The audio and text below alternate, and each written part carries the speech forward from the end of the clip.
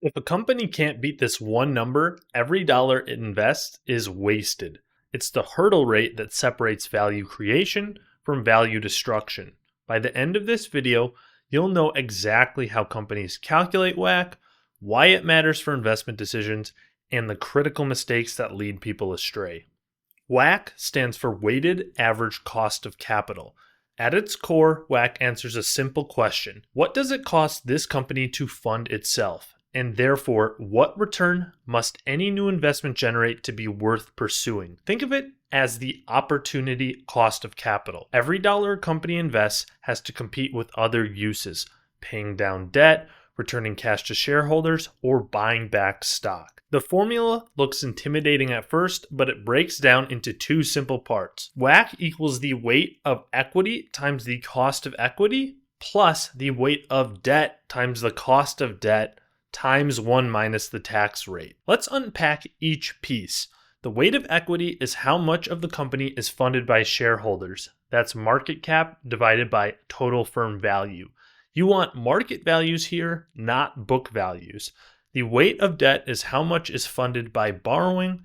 Cost of equity is the return shareholders require. Cost of debt is the current rate the company would pay to borrow today. But here's the key insight. Notice we multiply debt by 1 minus the tax rate. That's because interest payments are tax deductible. This is called the tax shield.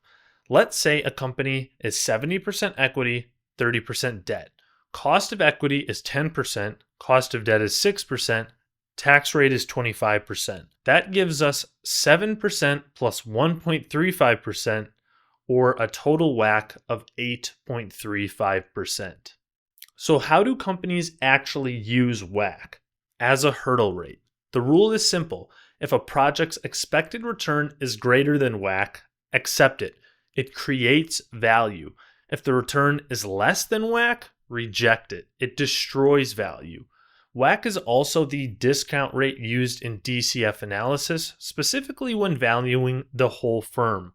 When analysts project future free cash flows and discount them back to today, they're asking, what are these cash flows worth to investors given the return they require? WACC captures that exactly. Let's look at real companies. Duke Energy, a stable utility, has a WACC around 4.6%. Why so low? Utilities have predictable revenues. People pay electric bills even in recessions. They use lots of cheap debt because they're low risk.